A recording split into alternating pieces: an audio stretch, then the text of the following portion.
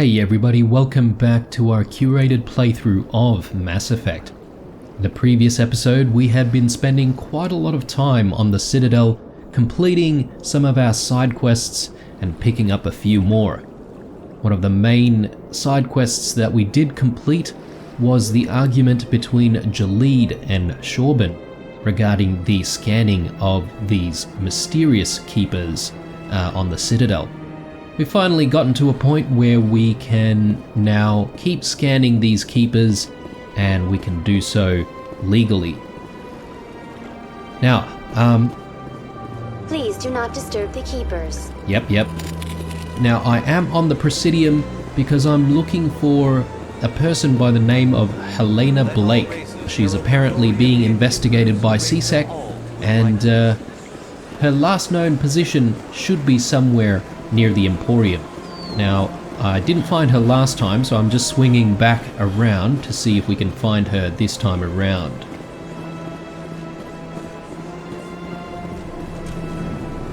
Ah, there she is. Yep. Got a moment, Spectre? Hello, Spectre. I have a business proposition for you. How did you know I'm a Spectre? Word travels. Your name comes up in certain circles. I'm acquainted with a pair of powerful crime bosses. They're hiding on remote worlds, and I have the coordinates. You could do the galaxy a favor. What crimes did these men commit?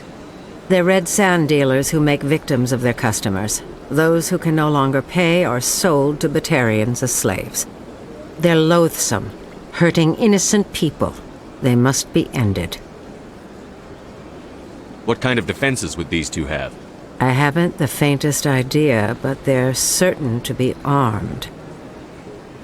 Their partnership's soured, and each believes that the other intends to kill him. They will be well prepared. And what do you get out of this? We share interests in certain cooperative ventures, but their business practices have forced me to terminate our relationship.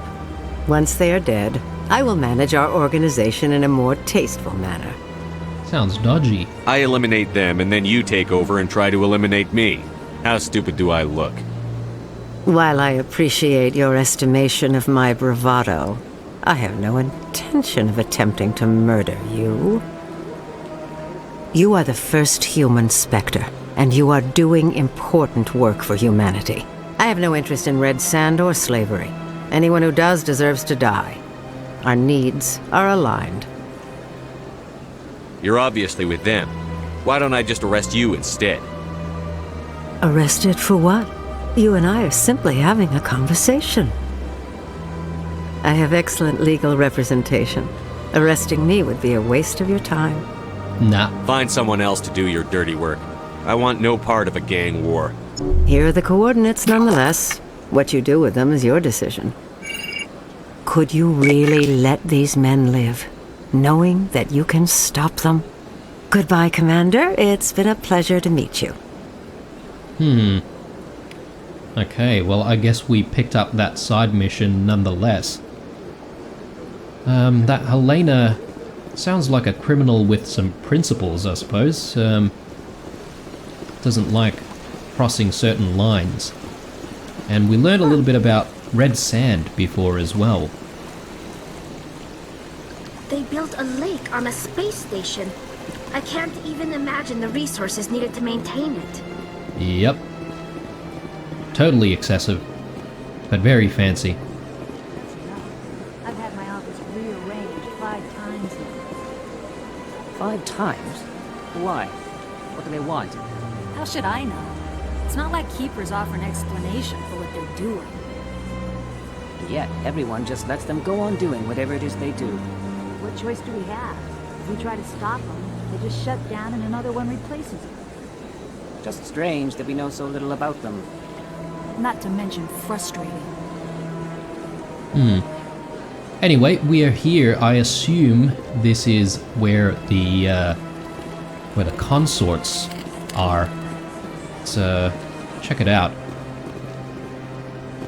Welcome, I am Nelina.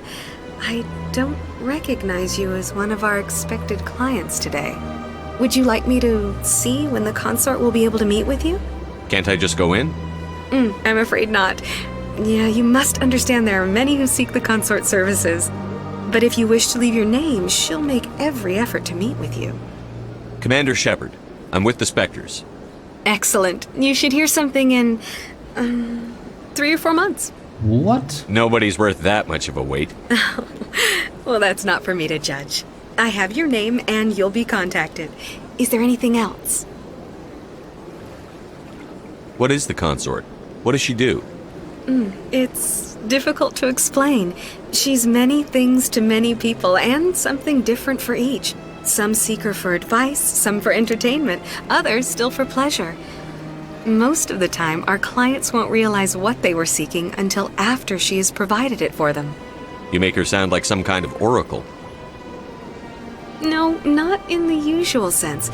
She's merely a woman with remarkable compassion and a generous spirit. I suggest you make an appointment and see for yourself. I think I'm done here. Oh, well, I hope you'll return again in the future. We always enjoy seeing new clients. Nelina, Yes, Shaira? send the commander up to see me. I wish to speak with him. Yes, of course, mistress. Oh. What's happening here? It appears the consort has taken notice of you. She'd like to meet with you now. What does she want to see me for? I don't know. You'll have to ask her yourself. Just head upstairs. She'll be waiting for you. Interesting. Well, we will have a chat with her and hopefully find out what's going on with that L-Core. I see even the humans find the consort irresistible.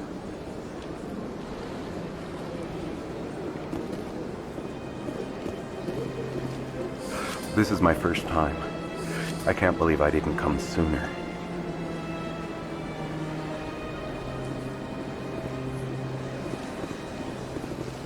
You're with the Alliance? My brother's a private back on Earth. Yeah, this place is a bit creepy.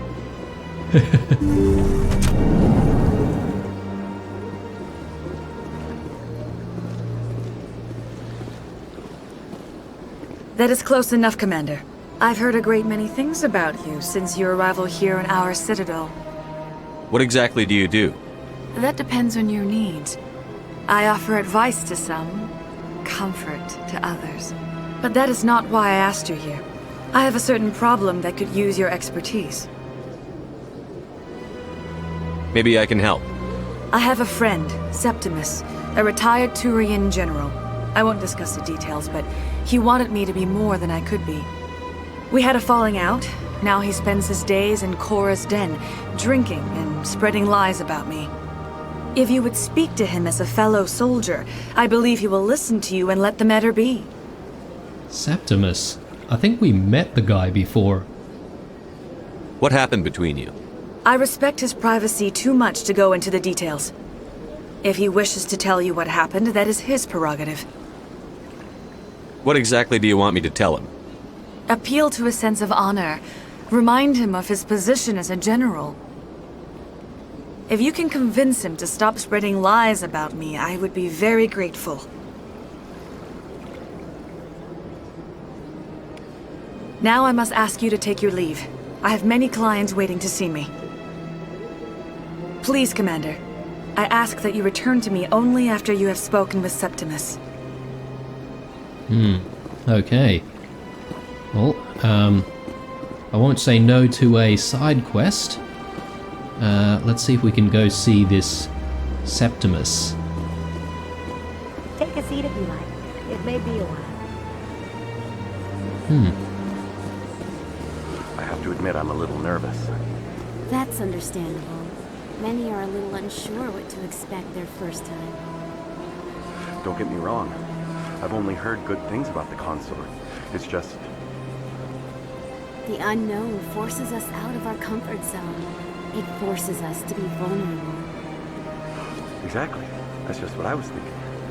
Good. Then we are ready to begin. Yeah. Definitely not creepy at all. Few are ever asked to aid Shaira. It's quite an honor. What do you know about the General? He's been seeing the consort for longer than I can remember. Then one day, he stormed out of here furious. He hasn't been back since. He was always very respectful to the acolytes, very noble. I think I'm done here. Of course, come back anytime. Sounds like he got, like, friend-zoned or something. I went fairly often when it was still the Arcos. Yeah, ever since Fist took over, I don't go anymore. Seems like all the best lounges are being replaced by places like Cora's Den. The embassy lounges are bad, but they don't have any decent entertainment. It's run by bureaucrats. They probably spend months just voting on what kind of entertainment to get. You're probably right. Interesting banter there about Cora's Den. Alright, well, we do need to make it out there, so let's use the rapid transit. And actually, we haven't had a chat with the doctor at the med clinic since we went there last time, have we? Let's make our way there. And we can walk from there to Cora's Den.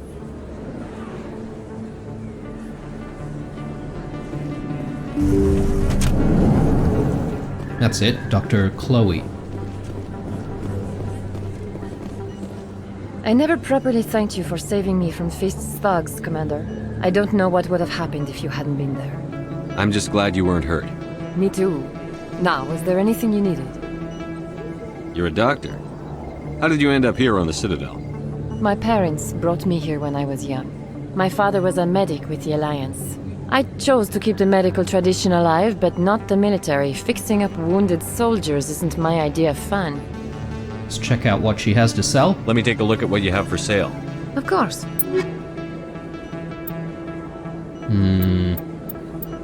Yeah, we are broke, so... yeah, maybe we'll save our money for other stuff down the line. Okay. On our way to Cora's Den.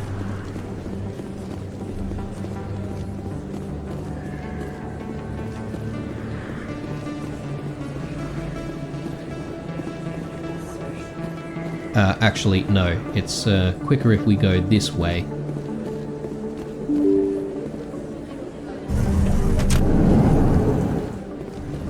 Right.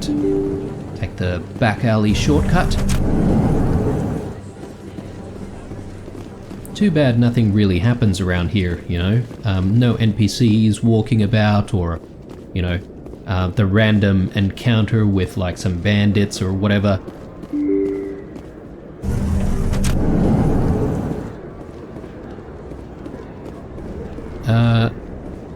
We haven't spoken to this guy. They told me it was you, but I didn't believe it. Shepard grew up and turned into a soldier. Have we met? Name's Finch. You probably don't remember me, but we ran together in the 10th Street Reds. Maybe you don't remember it yourself, running in a gang. None of the vids mention it when they're talking about you. My history is a matter of public record. I've got nothing to hide. Really? What if someone gave an interview talking about Commander Shepard's history in the gangs? We're not trying to cause you trouble, Shepard. We just want a favor, for old time's sake. One of the Reds, Kurt Wiseman, got picked up by Turians. We'd like you to talk to the Turian guard in the bar and get Kurt out. What was this guy arrested for? Some stupid minor offense. Maybe he had a little red sand. You know how the Turians are. They declared him a problem, and they're shipping him back for a trial. You're not asking me to break Wiseman out of jail, are you? Of course not. But word has it you've got some pull with the aliens. All we're asking you to do is pull a little for us. What was one of the 10th Street Reds doing in Turian space? Since your days, the Reds have expanded. We do some salvage, a little shipping here and there, that kind of thing. My gang days are over, Finch. Get out of my way. Suit yourself, Shepard. If you change your mind, he's over in Cora's den. Take care of this, and you'll never see me again. And Shepard, you might not run with the Reds anymore, but you really don't want us as your enemies.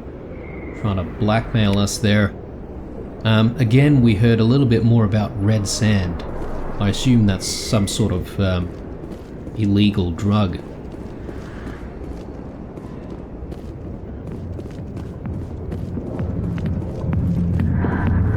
Back at Cora's den. Pleasant. Let's make our way around this side. Looks like the back office is closed from now on. Harkin's still here. Go away. Let me drink in peace. Fair enough. There's the general. Commander! What do you want? What's bothering you, General? I've seen a lot of horrible things in my days, and there's only one woman in this damn galaxy that helps me forget it. Then why create rumors and lies about this woman? Because she rejected me! Me! Septimus Oraka, General of the Turian Fleet! I think I can see why you're upset, but spreading these lies won't make it better. Look, kid, I appreciate what you're trying to do, but don't waste your time. General, did you ever win a battle by moping in a bar? Ah, war. That's what this feels like, all right. How did I let it come to this? So you think it's that easy? Just straighten up and act like a general? It would be more productive than sitting here. Huh. Maybe you're right, Commander. Sha'ira's worth the effort, even if she won't have me back. This is no place for someone of your stature, General. All right, I'll go to her, after I've had a cold shower or two. Say, you're a bright kid. Would you be interested in earning a few extra credits? What do you want me to do? There's an L-Corps diplomat out there who believes Sha'ira gave up his secrets. Why would he think such a thing? Because I told him. Look, I just need you to convince him of the truth. What makes you think he'll believe me? You'll bring him proof. Take this data pad. It shows where I got my info. It will exonerate Sha'ira and convince the L-Corps. Who am I taking it to, and where is he? His name is Zaltan. He's an L-Corps diplomat. He's over in the embassies complaining about Sha'ira. Well, here's to soldiers acting like soldiers. Thanks, Commander. You know, you might make a good general yourself one day. Alright, well, that wasn't too hard. And now we know what's going on with that L-Corps. I got business here, but not with you. Yeah. Here's the guard that gang member wanted us to speak to. Sorry, I'll get to you when I can. Still, quote-unquote, busy, I see. Can I help you? A human named Finch wanted me to use my authority as a Spectre to free Kurt Wiseman. A xenophobe? I should have known he'd have friends. Thank you for the information. We'll increase the guard at his cell. I knew you'd rat us out, Shepard. Now it's payback time. When we're through telling our story, the aliens will all know what the first human Spectre really is. My bio is public record. Everyone knows that I ran with gangs as a kid. They don't know that the Reds target aliens specifically. We've got the backers to handle off-world missions. Your alien friends won't like you so much when they hear what your gang did. The 10th Street Reds was a gang, not an Earth First movement. They're a human movement now. You think the vids will make that distinction? I can find a dozen Reds who'll swear they saw you kill aliens for fun. Who's going to believe you then? What do you want, Finch? What gets you out of my life? What do I want? I want aliens off of Earth. I want the Council to stay out of humanity's business. If you want humanity to be strong, a smear attack on the first human Spectre is a bad idea. The Spectre is right. This is humanity's chance to prove itself. There's even talk of earning a council seat. Of course you'd side with Shepard. You want someone who's in bed with your kind. We need the other races, Finch. That's the best way to strengthen humanity. Fine, Shepard, you're right. You're not one of the Reds. Maybe you never were. That man is a xenophobe who thinks he can blackmail a Spectre. You should have killed him. That's not the way I work. Goodbye, human. It'll be interesting to see what kind of Spectre you turn out to be. Damn. That was pretty badass, I've got to be honest. And we've got 10 Paragon points from it too, which is really nice. Alright, well, we did actually pick up a few codexes, and it might actually be worth having a read about humanity a little bit, and Earth. Let's see. Let's have a read of the Human Diplomatic Relations. Humanity has encountered many galactic species. War has been few, but mistrust is rife. Politically, the Alliance is a peaceful trade partner of the Turians. As a practical matter, however, there is simmering antagonism and bigotry between both populations over the First Contact War of 2157. The Alliance enjoys good relations with the Asari, though many privately believe the matriarchs are aristocratic and overcautious. Though humans know better to unconditionally trust any Solarian, their shared reckless ways make them natural allies against conservative Turians and Asari. The Krogan have no unified government, but individuals are generally treated as potential criminals, a reputation most Krogan enjoy living down to. The Alliance has no formal contact with the Quarians. Their migrant fleet has not yet passed through any human-settled system. The Batarians are rivals for control of the Skyllian Verge. They severed their treaties with the Citadel to prosecute a colonial conflict against the Alliance. Officially, there is no war, but neither is there any peace. Okay, and while we're here, let's also take a quick look at the Codex on Earth.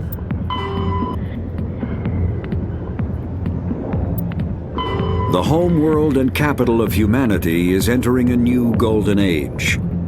The resource wealth of a dozen settled colonies and 100 industrial outposts flows back to Earth, fueling great works of industry, commerce, and art.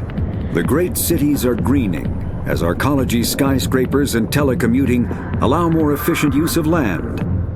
Earth is still divided among nation-states, though all are affiliated beneath the overarching banner of the Systems Alliance. While every human enjoys a longer and better life than ever, the gap between rich and poor widens daily. Advanced nations have eliminated most genetic disease and pollution. Less fortunate regions have not progressed beyond 20th century technology and are often smog-choked, overpopulated slums. Sea levels have risen 2 meters in the last 200 years, and violent weather is common due to environmental damage inflicted during the late 21st century.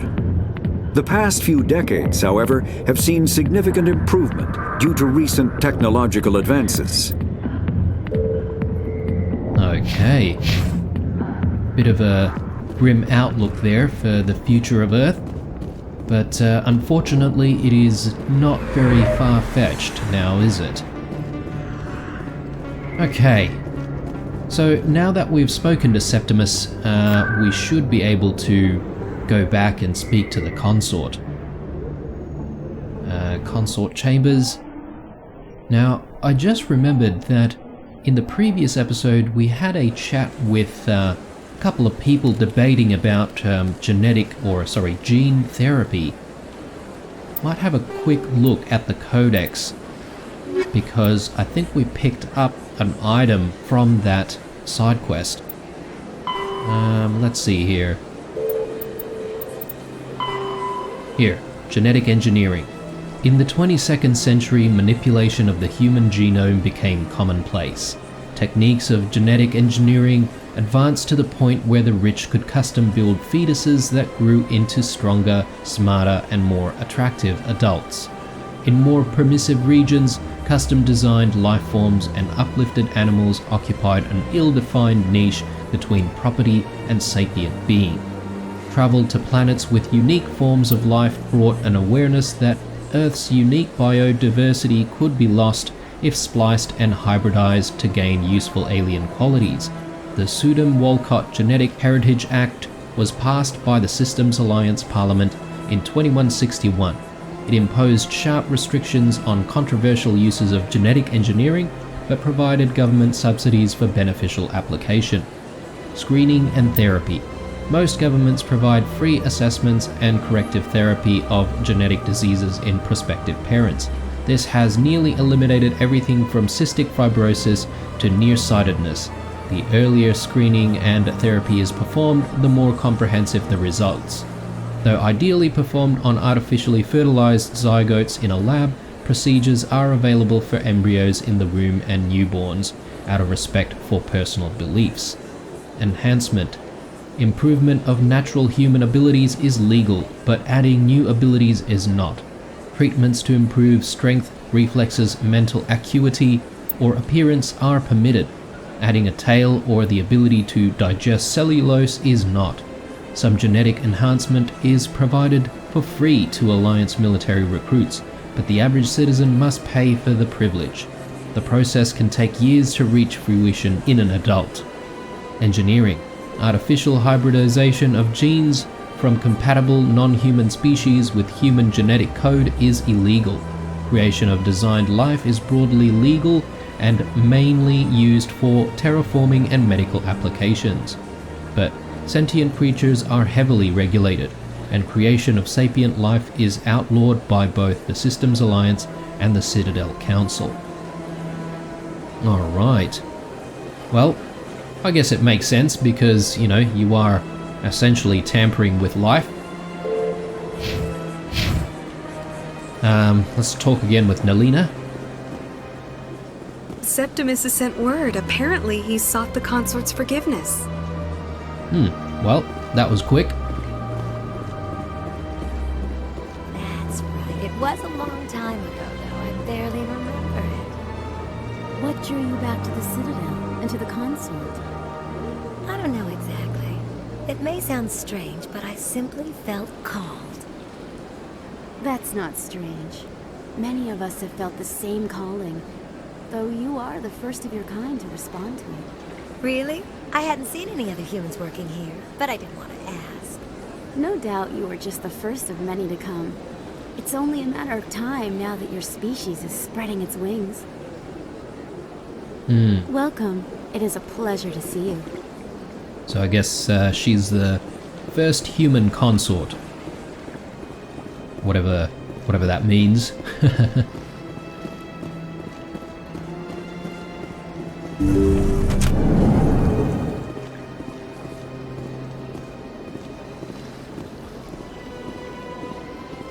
Commander, I recently received a lovely note from Septimus.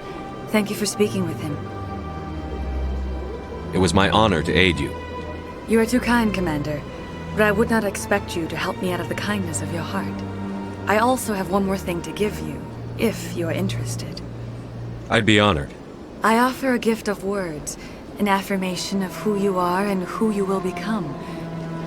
I see your skin, tough as the scales on any Turian, unyielding, a wall between you and everyone else, but it protects you, makes you strong.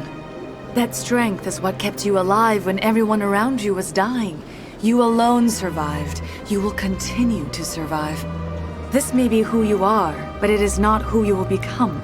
It only forms the basis for your future greatness. Remember these words when doubt descends, Commander. You have quite a gift, Sha'ira. Thank you. Not everyone appreciates it as you do. Never underestimate the power of words. And now I must ask you to leave. I have done everything I can for you. Remember my words, Commander Shepard. They will give you strength. Okay, and that completes that mission. Not entirely sure about that gift from the Consort, though. Doesn't seem like much. Although we did get a couple of Paragon points, so it's always nice. Hello again. The Consort is very pleased with everything that you have done for her. I think I'm done here. Of course. Come back anytime. Hello again, Commander. Okay. Doesn't say anything else. Alright, so I think from here we should go back onto the Normandy and see if we can complete some more missions. Particularly the mission given to us by Nasana, because she wants us to find her sister and bring her back. Coming up in a report later today, Emily Wong investigates corruption on the Citadel and uncovers a full-blown crime syndicate. That's the story we helped her out with. Ah, yes, and we shouldn't forget there's all sorts of codex entries you can get here by simply observing the Normandy from the exterior. So that one was for the thrusters and the one before was for the hull, and I think in front here we can check the weapons. Okay, very good. Every little bit of XP helps, I suppose. But yeah, let's board. Stand by, shore party. Decontamination in progress.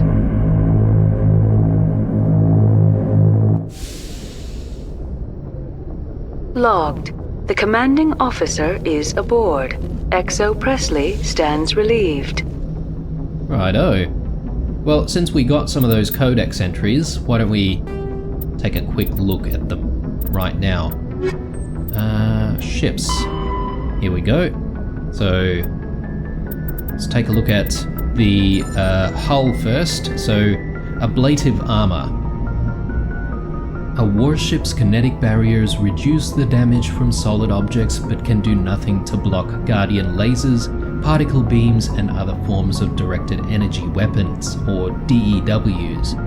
The inner layer of a warship protection consists of ablative armor plate designed to boil away when heated. The vaporized armor material scatters a DEW beam, rendering it ineffectual. A scaffold is built around the interior pressure hull, sheets of ablative armor hung from the structure. Ships typically have multiple layers of armor separated by empty baffles, spaces often used for cargo storage. Cruisers which lack the internal space to fit dedicated fighter hangars store the shipboard fighter complement in the baffles. It is not unknown for enlisted crew to build illicit alcohol distilleries in some obscure corners of the baffles, safe from prying eyes. Very good. Looks like soldiers still get up to mischief. Thrusters. A mass effect drive core decreases the mass of a bubble of space-time around a ship. This gives the ship the potential to move quickly but does not apply any motive power. Ships use their sublight thrusters for motive power at FTL. There are several varieties of thruster varying in performance versus economy. All ships are equipped with arrays of hydrogen-oxygen reaction control thrusters for maneuvering. Ion drives electrically accelerate charged particles as a reaction mass. They are extremely efficient but produce negligible thrust. They are mainly used for automated cargo barges. The primary commercial engine is a fusion torch, which vents the plasma of a ship's power plant. Fusion torches offer powerful acceleration at the cost of difficult heat management. Torch fuel is fairly cheap. Helium-3 skimmed from gas giants and deuterium extracted from seawater or cometary bodies.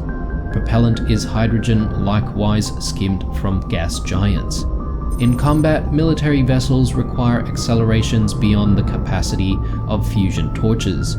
Warship thrusters inject antiprotons into a reaction chamber filled with hydrogen. The matter-antimatter annihilation provides unmatched motive power. The drawback is fuel production. Antiprotons must be manufactured one particle at a time.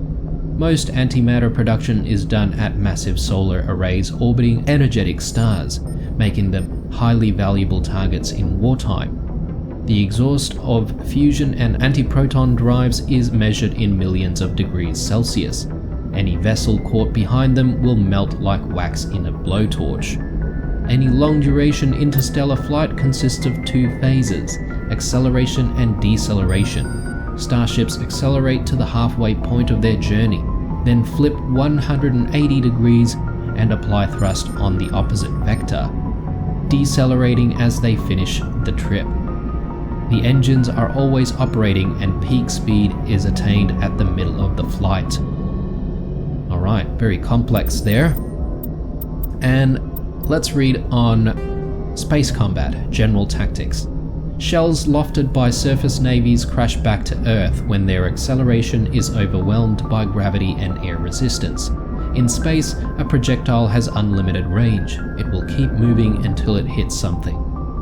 Practical gunnery range is determined by the velocity of the attacker's ordnance and the maneuverability of the target. Beyond a certain range, a small ship's ability to dodge trumps a larger attacker's projectile speed. The longest ranged combat occurs between dreadnoughts, whose projectiles have the highest velocity but are the least maneuverable. The shortest range combat is between frigates, which have the slowest projectile velocities and highest maneuverability. Opposing dreadnoughts open with a main gun artillery duel at extreme ranges of tens of thousands of kilometers. The fleets close, maintaining evasive lateral motion while keeping their bow guns facing the enemy. Fighters are launched and attempt to close to disruptor torpedo range. Cautious admirals weaken the enemy with ranged fire and fighter strikes before committing to close action. Aggressive commanders advance so cruisers and frigates can engage. At long range, the main guns of cruisers become useful. Friendly interceptors engage enemy fighters until the attacker enters the range of ship-based Guardian fire. Dreadnoughts fire from the rear, screened by smaller ships. Commanders must decide whether to commit to a general melee or retreat into FTL. At medium range, ships can use broadside guns. Fleets intermingle, and it becomes difficult to retreat in order. Ships with damaged kinetic barriers are vulnerable to Wolfpack frigate flotillas that speed through them through the battle space. Only fighters and frigates enter close knife fight ranges of 10 or fewer kilometers. Fighters lose their disruptor torpedoes, bringing down a ship's kinetic barriers and allowing it to be swarmed by frigates. Guardian lasers become viable weapons, swatting down fighters and boiling away warship armor. Neither dreadnoughts nor cruisers can use their main guns at close range. Laying the bow on a moving target becomes impossible. Superheated thruster exhaust becomes a hazard. Alright. Interesting concepts there behind all of the potential space battles that might happen. Now, as I mentioned in one of the previous episodes, we have quite a few other codex entries lying about in the Normandy, so let's just grab all of them.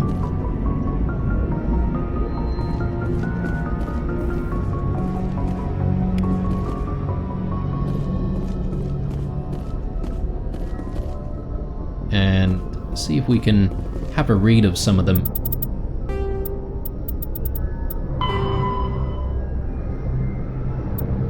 Okay, and we've got one on combat endurance. Heat limits the length and intensity of ship-to-ship combat. Starships generate enormous heat when they fire high-energy weapons, perform maneuvering burns, and run onboard combat electronics. In combat, warships produce heat more quickly than they can disperse it. As heat builds within a vessel, the crewed spaces become increasingly uncomfortable. Before the heat reaches lethal levels, a ship must win or retreat by entering FTL. After an FTL run, the ship halts, shuts down non-essential systems, and activates the heat radiation gear. Combat endurance varies by ship design and by the battle's location. Battles in the deep cold of interstellar space can go on for some time. Engagements close to a star are brief. Since habitable worlds are usually close to a star, battles over them are frantic. Very interesting. And we've also got one on heat management. Dispersal of heat generated by onboard systems is a critical issue for a ship. If it cannot deal with heat, the crew may be cooked within the hull. Radiation is the only way to shed heat in a vacuum.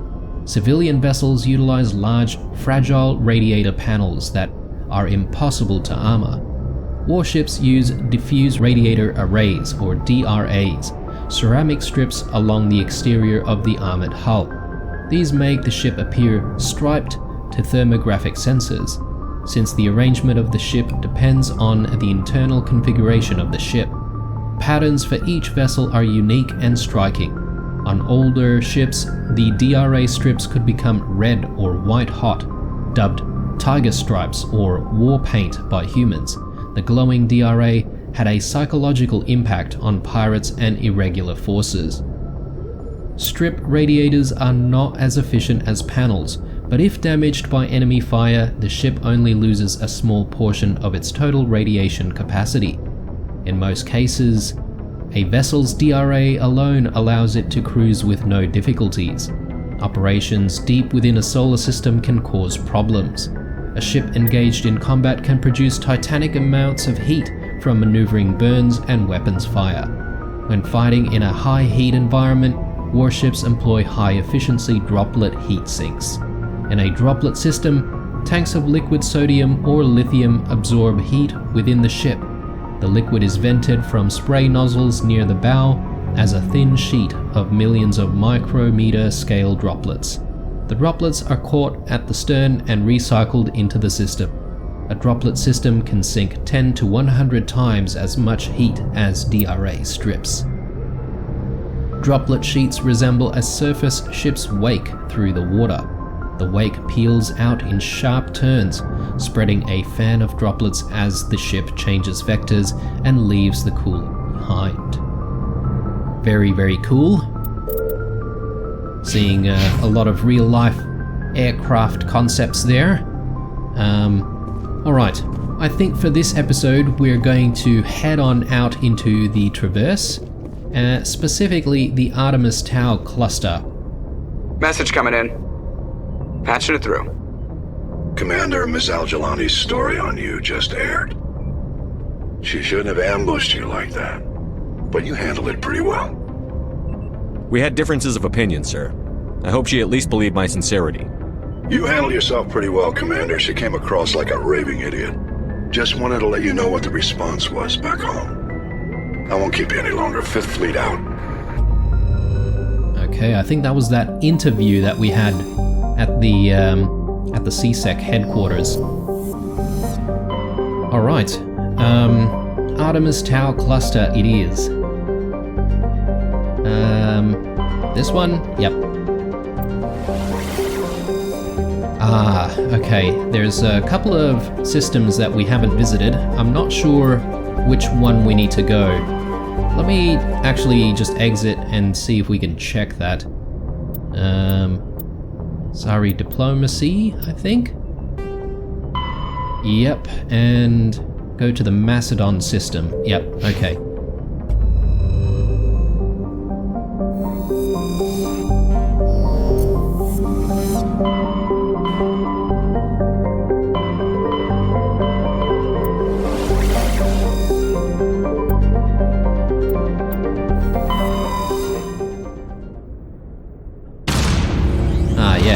Get to see the leaving sequence again.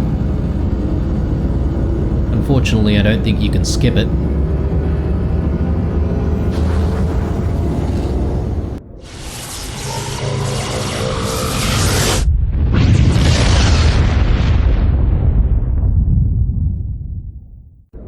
Okay, here we are, and yeah, this is a new system we haven't visited, so let's start from the top.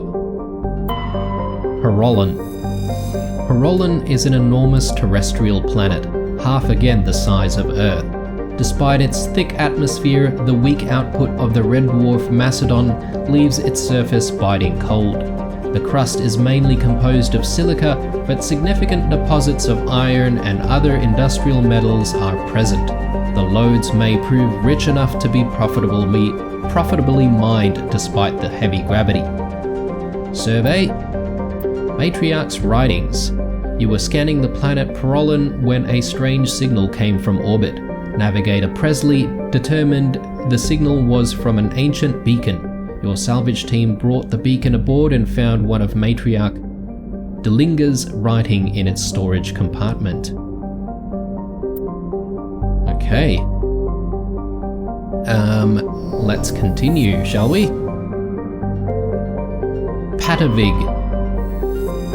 Patavig is the second of Macedon's system's giant terrestrial planets, and by far the more interesting. Most of the surface is covered by a vast sea of liquid ammonia, in which a unique aquatic ammonia-based biosphere has developed. While the frozen continents are largely bereft of life, a rich bounty of complex organisms, many larger than a human, flourish in the chilly, toxic seas. While dreadfully inhospitable to humans, Patavik is suitable for colonization by the Volus. Negotiations between the Systems Alliance and the Volus patrons, the Turian hierarchy, have made good progress. Very cool. Well, I hope the Volus get to colonize that one. Next. Shajilla. Here we go.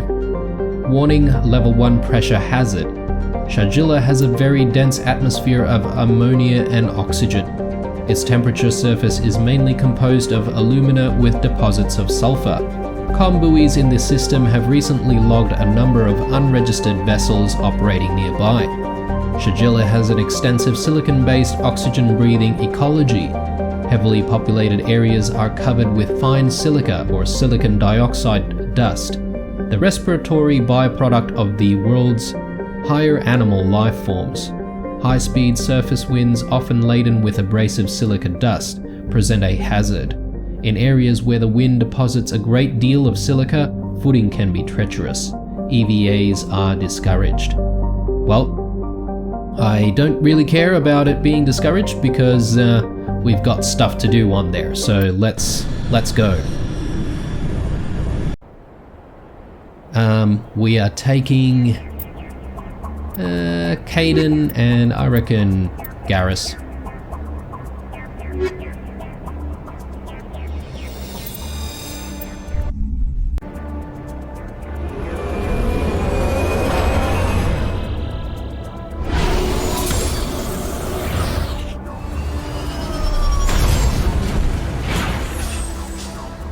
Righto.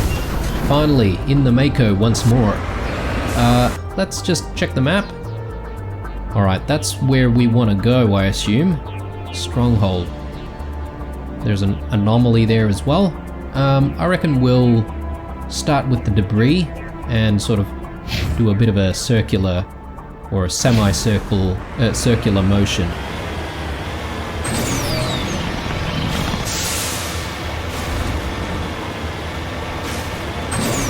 It is sort of past this hill here. Maybe, I don't know about climbing the hill. Maybe we can just try and go around it.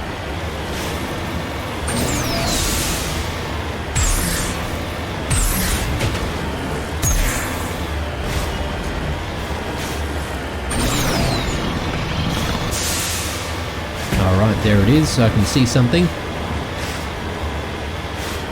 Looks like some sort of crashed satellite or space pod or something. En route.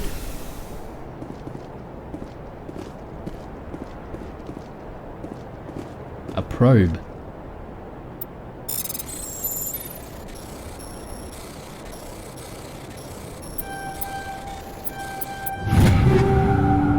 Alright. Just some loot. But Yeah, loot's not bad. At the very least, we can always sell it, so let's put a marker right there and let's go. I reckon we'll probably be able to make it through between these two ravines right here.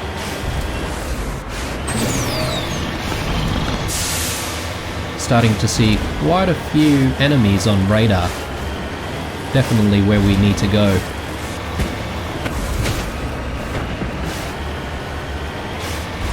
Mako should be able to take them out.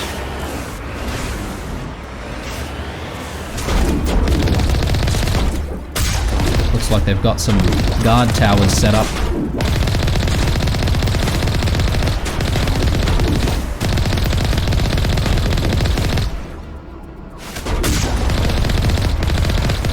Alright, let's make our way in there.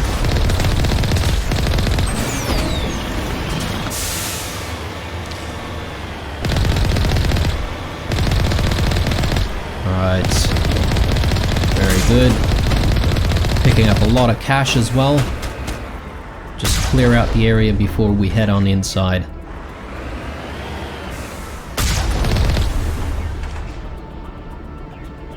Okay, I think the entrance was back that way, so let's just swing around.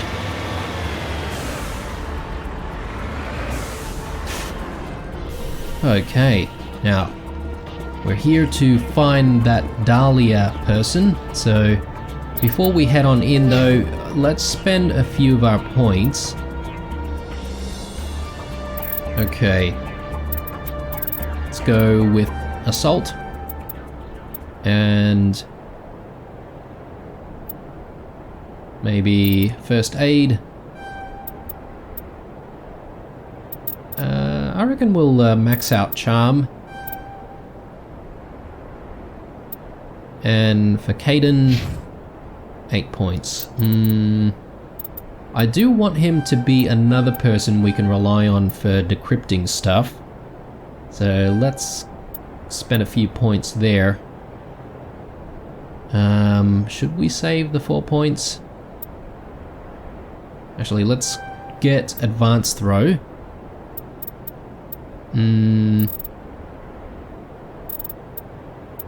Maybe a couple more into lift and barrier. We'll save 1 more point just in case. Garrus, 24 points. Wow. I might actually max out his sniper skill here, so he can have the best form of assassination, master assassination, and maybe a few more into assault rifle. Let's chuck a lot in Turian agent, and let's see, maybe we can unlock assault training. Yeah, that looked good. That looks good. Alright, let's head on inside. Okay, quite a few targets in here. Let's just set Garrus. Make sure he's using his sniper.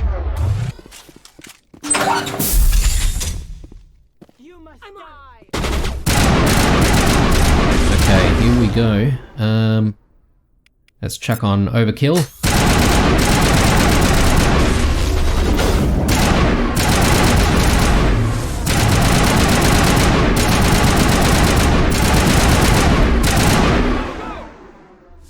Alright, just want to be a bit careful here, guys. We could get overwhelmed.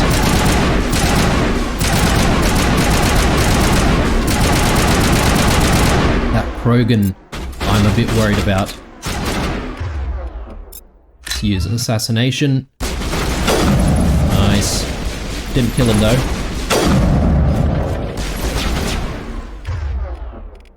Switch back.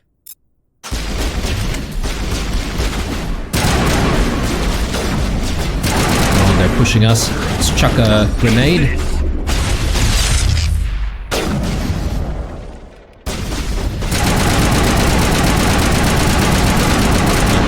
Krogan's down.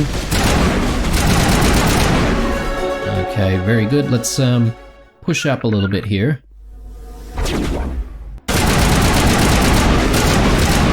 Another grenade. Pretty good.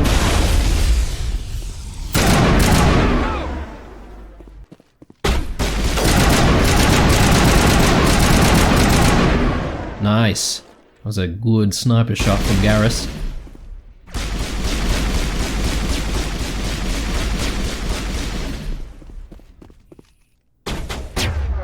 Alright.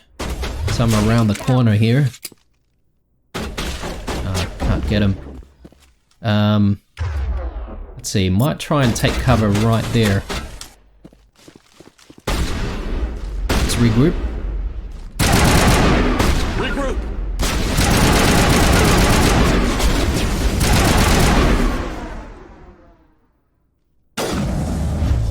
Okay. Interestingly, there is an Asari among these pirates. But she seems to be hostile.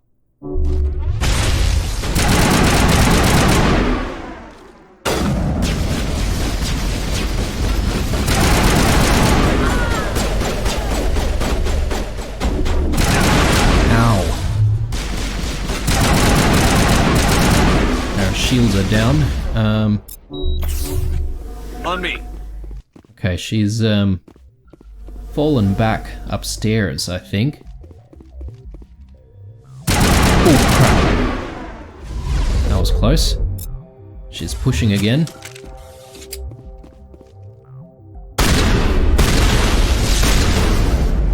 Oh, good shot, Garrus. That's it. Bag 'em and tag 'em. Nice. Okay, well that was the last one. I'm not sure if that Asari is actually the person that we're looking for, but didn't seem to be captured or anything like that. She almost seemed to be working with these pirates. Unless we're looking for someone else. A lot of containers right here. I'll take that.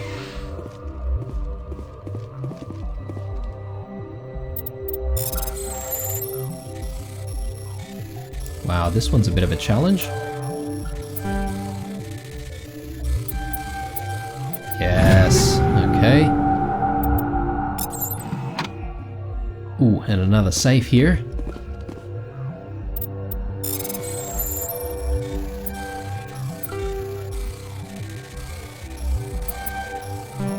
Damn it. Very nice. Ooh, quite a bit of money in that one. Let's investigate. You discover evidence that the Asari leading these slavers and Nasana Dantius, an important ambassador on the Citadel, are sisters. You should return to the Presidium and confront Nasana with this.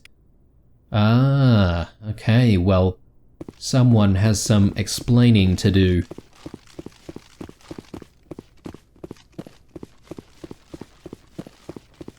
So that Nasana, I wonder if she was putting on an act or something like that. And see a few other things here to pick up. Upgrade kit. Alright. Got a grenade back, which is good. There seems to be a room back here. Oh wow. We hit the mother lode here.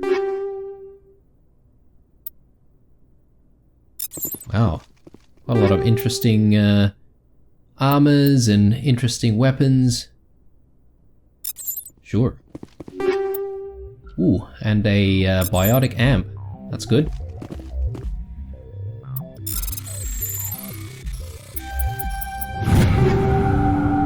Another one. And some better armor as well. Better get into equipping some better stuff in the next episode, that's for sure. Alright. Oh, one more crate over there. Some more Medigel, always nice to have. Okay, well that was pretty good. Alright guys, well I think this is a pretty good place to take a bit of a break. Hope you enjoyed it. Oh, I'm not entirely sure what's happening with Garrus there. Almost looks like he needs to go to the bathroom or something, but anyway, hope you enjoyed it guys. Leave a like, dislike, or a comment or two down below, and yeah, stay true.